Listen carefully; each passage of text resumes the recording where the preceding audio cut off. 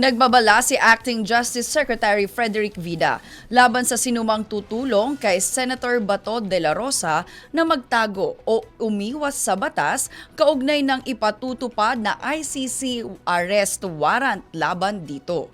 Ayon kay Secretary Vida, may kaakibat na pananagutan ang sinumang mapapatunayang tumutulong o umaalalay sa senador upang makaiwas sa pagpapatupad ng batas.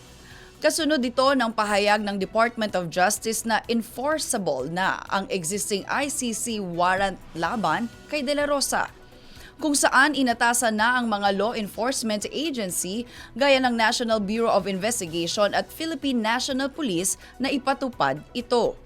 Iginiit naman ng DOJ, nakikilalanin pa rin ang due process rights ng senador habang isinasagawa ang legal na proseso kaugnay ng kaso.